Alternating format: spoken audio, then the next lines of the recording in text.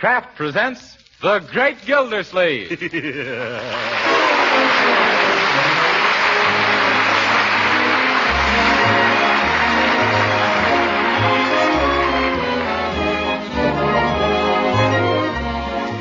Each week at this time, Kraft presents from Hollywood, California, Harold Peary as The Great Gildersleeve, written by Leonard L. Levinson.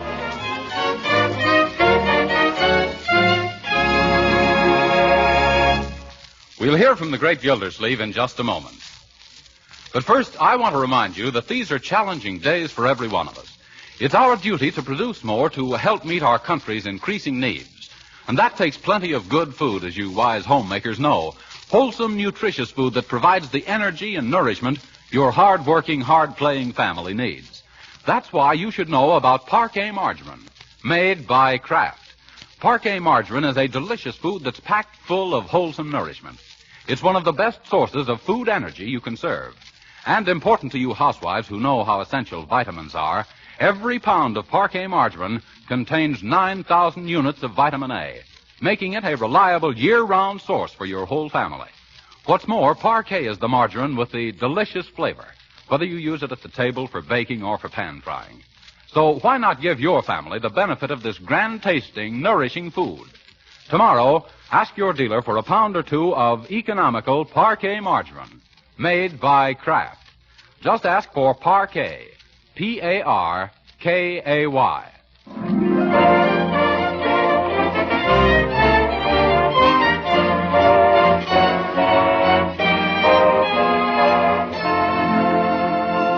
And now let's visit our friend, the Great Gildersleeve.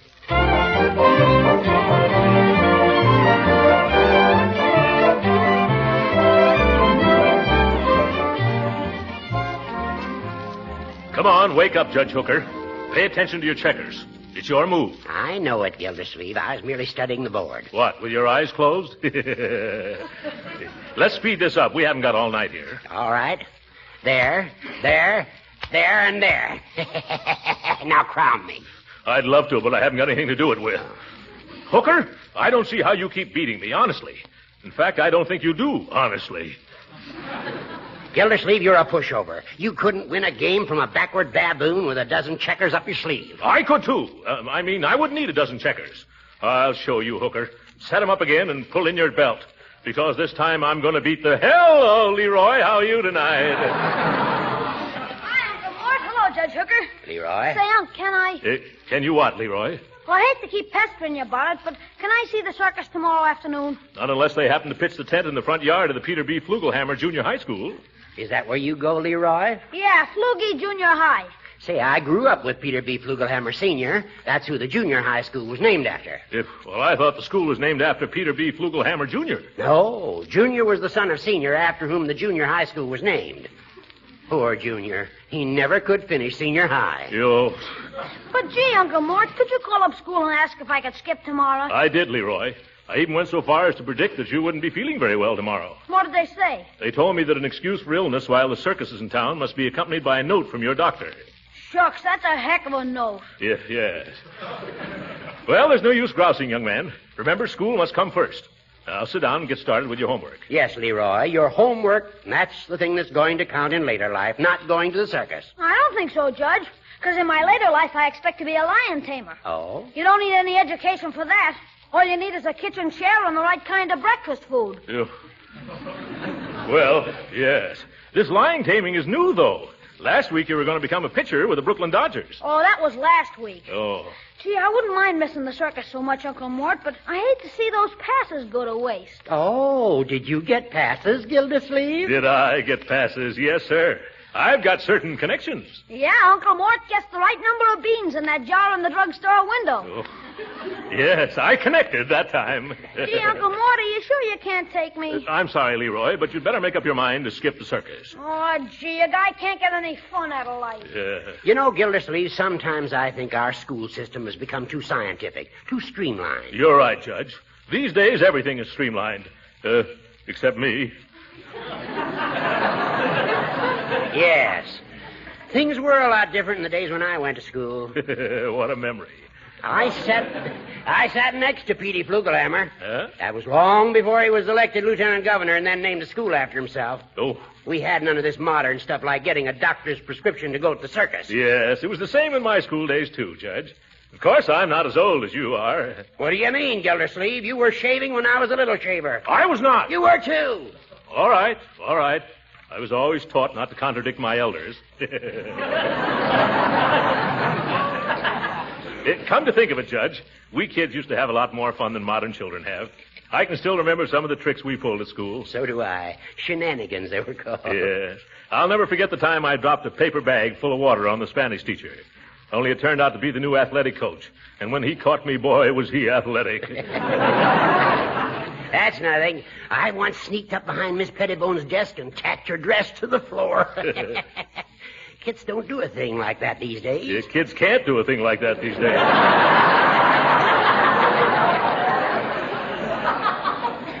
Say, Judge, did you ever put eggs in the principal's umbrella? No, did you? Uh-huh. I had my own hen, and I saved eggs for a rainy day. I can still see him lifting that umbrella over his head. Well, I put alum in the water pitcher at our graduation exercises. Oh, that's a peachy stunt. What happened? I didn't graduate. Ah, yes, youth. Sometimes I wish I were a kid again, just so I could pull a few more of those cute little innocent juvenile pranks. Well, they're a thing of the past. Yeah. I never hear of kids doing those things these days. Not enough imagination, I guess. That's right. You know, I remember when a dog and pony show came to our town, and all us kids made up our minds to go. You know how we got the afternoon off? No, how? Well, I climbed up on the schoolhouse roof and stuffed my coat into the chimney. Boy, I wish you could have seen that smoke pour in and those kids pour out. Gildy, I'll bet you worked hard. Oh, that wasn't anything. Did I ever tell you about the time we smuggled the horse up in the bell tower at college? Gee, no, Uncle Mort. Tell us about it. Well, I borrowed this. Leroy, I didn't know that you were still here. Sure, you told me to do my homework. Say, did you ever do any homework, Uncle Mort? Stacks of it. Gee, when did you find the time? Didn't it interfere with your jokes? Now see what you've done, Gildersleeve, giving the boy a wrong impression of our childhood. Me? You started it, tacking teachers' skirts to the floor. And you, a Superior Court judge. Aren't you ashamed? Well, how about you, egging the principal on and trying to brain everybody with bags of water? What do you mean, everybody? Just our Spanish teacher, Miss Olafson, that's all. Now, Leroy, don't get us wrong. Judge Hooker and I were merely reminiscing about an era that doesn't exist anymore. I'll say it doesn't. You couldn't get away with those corny gags today. Those gags weren't corny, Leroy. They were mighty clever. Huh? Oh, yes. They were terrible. The big kids made me do them. I'm ashamed of myself. Aren't you, Judge Hooker? Yes. I was a bad boy. You see, Leroy? Gee, you two treat me as if I was 12 years old. You are 12 years old, Leroy. Sure, I know it, but I don't like to be treated that way.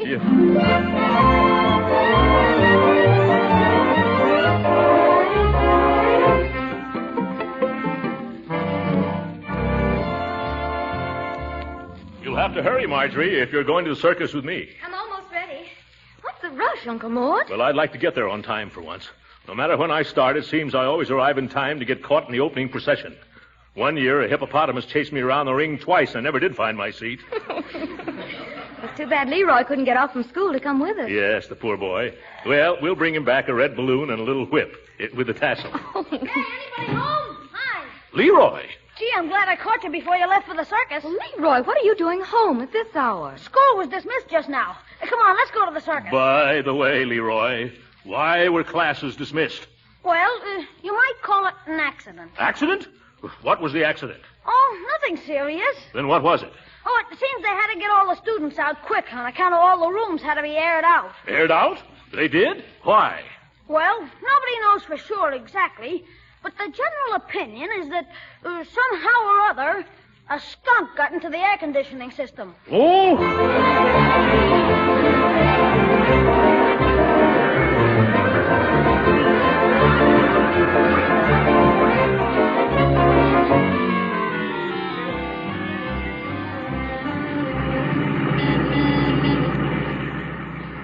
Wasn't that circus swell? The best I've ever seen. How did you like the fellow who did the swan dive into the tank of burning gasoline, Uncle Mort? I liked him, but I don't think Secretary Ickes would. Leroy, There's something that's been troubling me. It's that skunk in your school. You mean Mr. Proctor, the principal? No, Leroy. The one that got into the air conditioning system. Do you happen to know how it got in there? No, I don't. Say, remember the tiger that rode on the elephant's back? How did they train him to do that, Uncle Mort? Oh, with kindness, I suppose. Leroy, did you happen to have anything to do with it? With the tiger, Uncle Mort? No, the skunk. That wasn't a skunk, Uncle. It was a tiger. Tigers and skunks have different kinds of stripes. I know they have. I'm talking about school. So, I've been thinking. Isn't it a strange coincidence that this accident occurred on the day the circus came to town? Yeah, funny, ain't it? Say, Uncle Mort, what do you think would happen if when the lion tamer had his head in the lion's mouth, the lion suddenly had a sneeze? Well, I don't think anyone would say gesundheit. Now, Leroy, I hope that nothing Judge Hooker and I said about our school day pranks caused you to try to imitate us. Oh, no, sir. You understand we were just talking about old times. Yes, sir, like Judge Hooker says. That's about all you old-timers have got left. Your memories. Yeah. What did you say?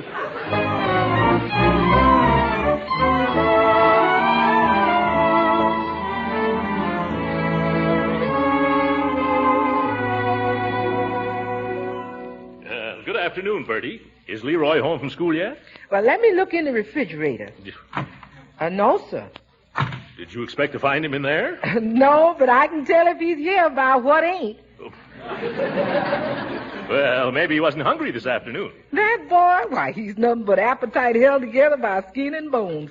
Oh, what's the matter? Well, there's a lot of strange things going on at Leroy's school, and I'm afraid that maybe I'm partly to blame. How come you messing around the school? Is you one of them parents teachers? No, it's just that Judge Hooker and I were talking about some little pranks we used to play when we were in school. Little harmless things, you know. Uh-huh. Well, Leroy happened to overhear us, and now I'm afraid he's showing us the modern versions with the chromium trimmings. Uh-huh.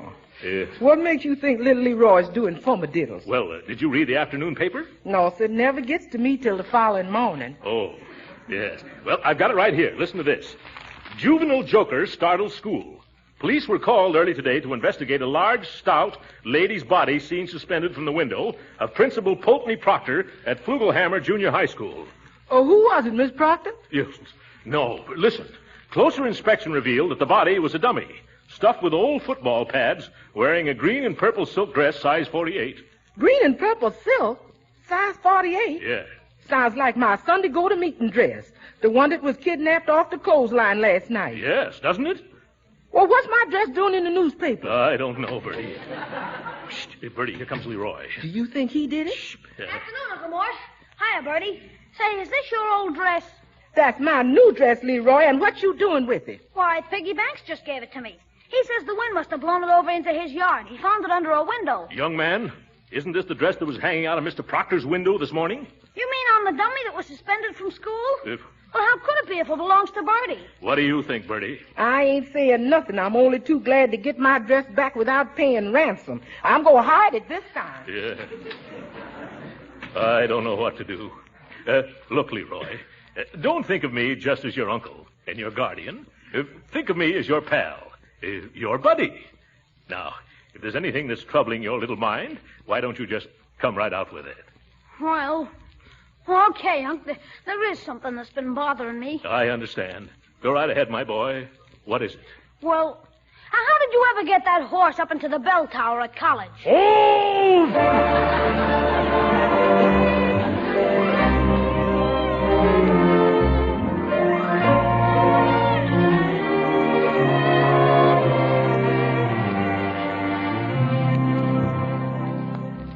I asked you to come here tonight, Judge Hooker, is because you and I are turning Leroy's school topsy-turvy. Why, I haven't been near the place. We've been doing it by remote control. Remember how we shot off our mouths in front of Leroy about our school day monkey shines? Yes, and say, I just remembered another one. Forget it. Leroy has been up to all our old tricks. Oh, his teachers have caught him, huh? No, that kid's smarter than we were. But we got to stop him from going on with him. Well, maybe if I gave him a little lecture. Hooker, you don't understand children. That wouldn't work at all. We've got to pretend we don't know what's going on. That shouldn't be hard for you to do. When Leroy comes in, that'll be our cue to start casually chatting about the evils of practical joking. Yeah. Subtle propaganda, you know. How about it, Hooker? We can try it. Too bad this whole thing had to happen. You know, Gildersleeve, it would never have started if you hadn't opened your fat face. Me? Why, it was you that started it, you little travesty on justice. Is that so? Why, Gildersleeve, if you had the intelligence of a jackass. But no, why should I daydream? There's no use arguing with you. Why not? Because I don't argue with blubberheads. Well, I do, you blubberhead. Just because you're a judge, do you think? No, I can answer that myself. You don't think. Don't you provoke me, you big wad of wind. Oh, that settles it. I'm going to lambaste you with... Oh, excuse me, I didn't think... Come right in, Leroy. I was just telling Judge Hooker how to baste a lamb. Wasn't I, Judge Hooker? Huh? Oh, yes. Don't let us disturb you, Leroy, my boy. Go right ahead and do your homework. Just pay no attention to us. I won't. As we were saying, Judge, don't you think that juvenile delinquency often starts with some innocent boyish prank? When were we saying that? Oh, of course, Gildersleeve. Quite often a young fella starts out for a lark and winds up in a cage. How's that? Oh, Judge.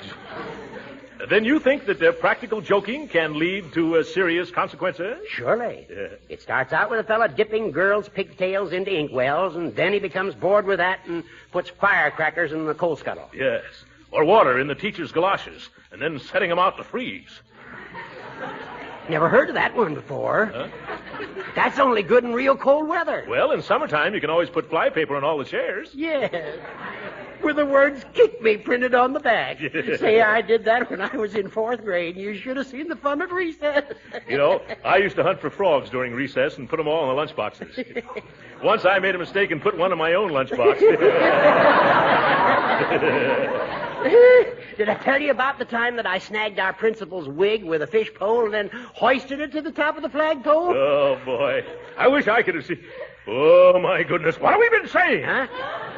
Leroy, don't you pay any attention to this old... Say, where is Leroy? I don't know. You said pretend he wasn't here, and by George, he isn't. Yes, and a lucky thing, too. How did we ever get started talking like that again? I remember distinctly. You began it, Gildersleeve. Me? Why, you feeble little fuddle-headed fuddy-duddy. Smile when you say that, Gildersleeve. Smile? I'll laugh right out loud.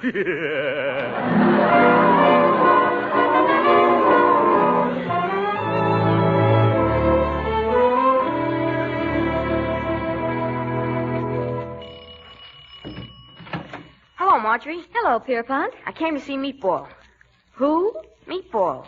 You know, Leroy. Only you don't like us kids to call him Leroy anymore. Like I don't like to be called Pierpont. All right, Piggy. Come on in. Oh, Leroy, Piggy Banks is here to see you. Come on in the library, Pig. It's right that way. Thanks.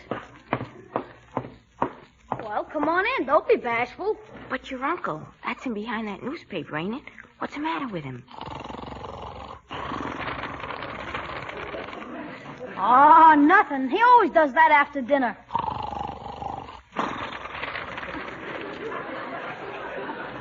He's digesting his food. Oh. Ain't we going to disturb him? No, we had roast beef and potatoes for dinner. Nothing will bother Unc for another hour at least.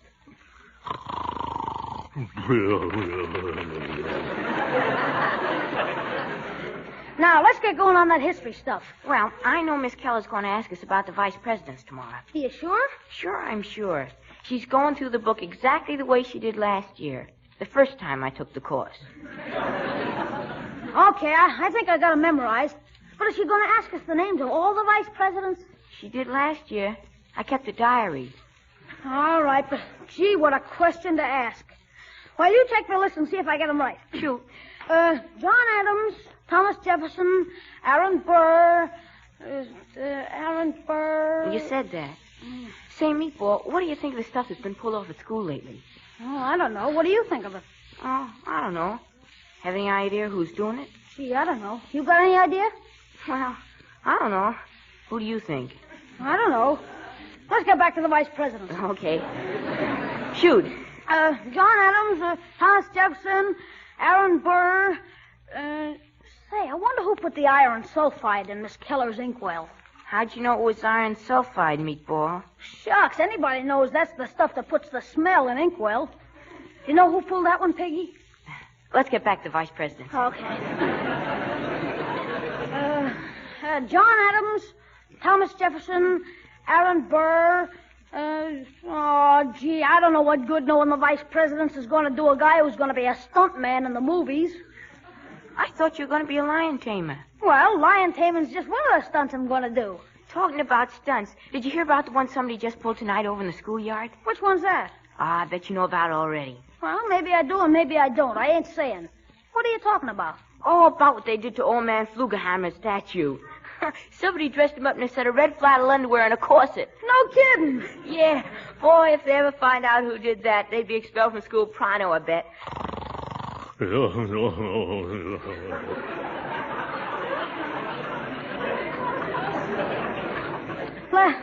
get on with the vice president's Pig. All right.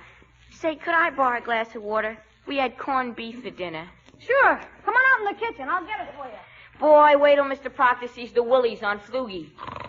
Did I hear right? Red flannels and a corset on Flugie? Or was I just dreaming? No, there's Piggy Banks' hat. It's true. Oh, let me think. Yes, that's what I'll have to do. Yes, 6. Crooker's just as much to blame as I am. I can't let Leroy be expelled. Hello, Judge. This is Gildersleeve. You got to help me with something. I can't explain now, but I'll pick you up in about 10 minutes. We got a date with an old schoolmate of yours.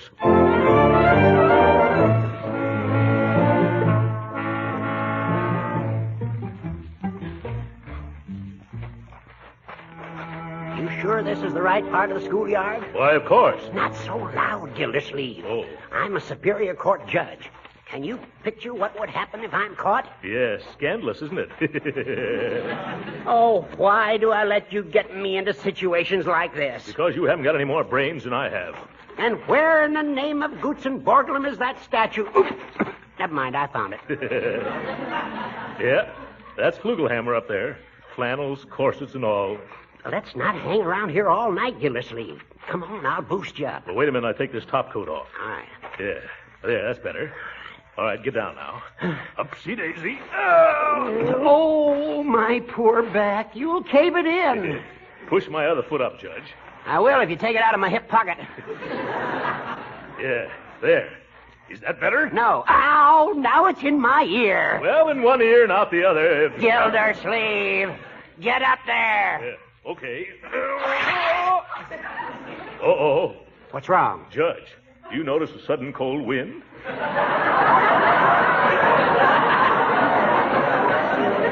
No, can't say that I do. Which way is it coming? Up.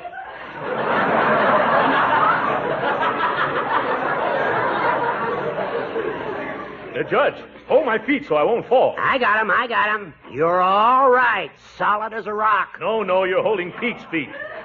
What? The flat-footed Flugelhammer. Yeah, that's better. Now I can get to work. I wonder where Leroy ever found this corset. Make it snappy, Gildersleeve. Who do you think you are, Gypsy Rose Lee? Yep. Okay, I've got it now. Here, catch it, Judge. Hurry up before somebody catches us. All right. Hey, Leroy must have sewn this underwear on. I never knew the little rascal could sew. How's it coming, Gildy? Just another second. Yeah. Cut out that whistling, Judge. I'm not whistling. That must be the night watchman. Oh? Come on, rip it off. Let's scram. Okay, head for the car, Judge. Hey, who's that? This way, Judge. Quit calling me Judge, Gildersleeve. Oh, Don't you believe him, Gildy? Oh! Scatter, Judge, scatter! I'll meet you at the drugstore.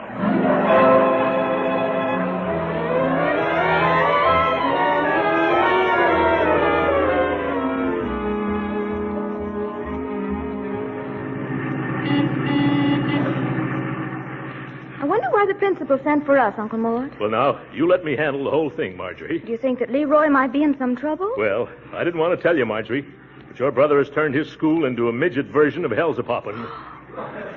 Leroy? But he had such a fine record. He had, until he heard Judge Hooker and me brag about the foolish antics we performed as children. Oh, I hang my head when I think of it. And I'd like to hang the judges, too. Oh, now, Uncle Mort, it can't be that serious. No? Well, come on. You'll see. You know, after all, boys will be boys. Leroy is just a bit high-spirited. And what's wrong with that, sir? You were a boy once yourself, weren't you? Me? No. I was talking to the principal. Rehearsing, I mean. After you, my dear. Yes. Look at George Washington and the cherry tree. Just high spirits? Washington was a boy, too. We were all boys. Uncle, are you all right? Of course I am. No, I'm not. It's been a long, long time since I was called to the principal's office, but I still get that old feeling. Me too. Yeah. Well, brace up, Uncle Mort. Here we are. Okay. Let's go in. Hope he doesn't make us stay after school, Marjorie. Mr. Proctor? Yes? I'm Leroy Forrester's uncle, and this is his sister, Marjorie. Well, I'm glad to see you two.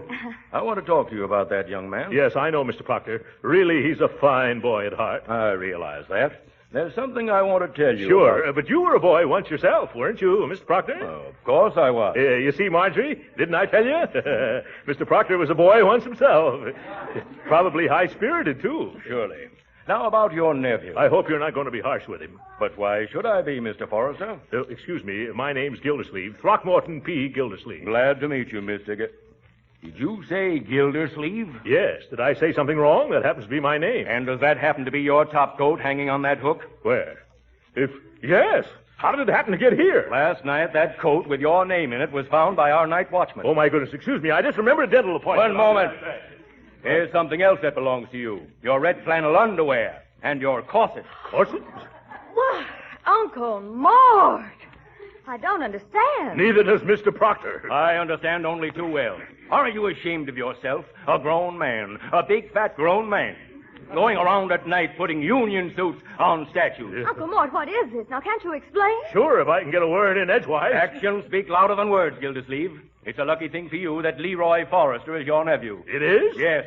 I'd expose you in a minute, but I don't want to spoil Leroy's big day. Leroy's big day? Oh, what has he done now? That's why I sent for you. Today, he's going to be presented with the Chamber of Commerce Medal as the outstanding student in Flugelhammer Junior High School. What? Leroy? Well, I knew it all along.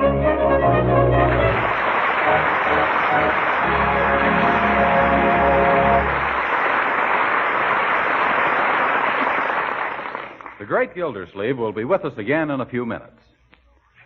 But right now, I want to ask you, what is the most welcome compliment a hostess can receive? Well, I'm told it's sincere appreciation of the dishes she serves. Comments on the lightness of her cakes, the flakiness of her pie crust.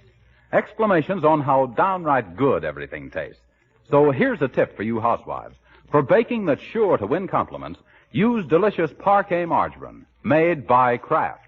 You see, Parquet margarine is a genuine flavor shortening, not a bland, tasteless fat. Yes, the same delicate, appetizing taste that makes Parquet margarine so delicious for table use gives added flavor to baked foods, too. And Parquet mixes so easily and creams so smoothly, it's really pleasant to use. Remember, too, that Parquet margarine's flavor makes pan-fried foods taste better, and it doesn't spatter or stick to the pan. And whether you serve delicious Parquet margarine at the table or use it for cooking, you are giving your family a nutritious, wholesome energy food. Remember, too, that Parquet is an excellent source of vitamin A. So give your family the benefits of this delightful, nourishing food. Serve them economical Parquet margarine tomorrow. Just ask your dealer for Parquet, Parkay. It's made by Kraft.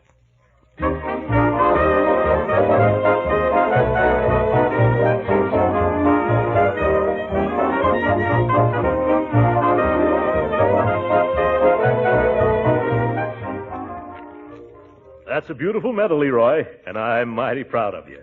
But, won't you answer just one question for me, my boy? What is it, Unc? Who was responsible for all those escapades around your school? Now, Uncle Mort, I positively don't know. What's more, I don't want to know. And then even if I did know, you don't think I'd squeal on my pal Piggy, do you? You're a bright boy, Leroy. Good night.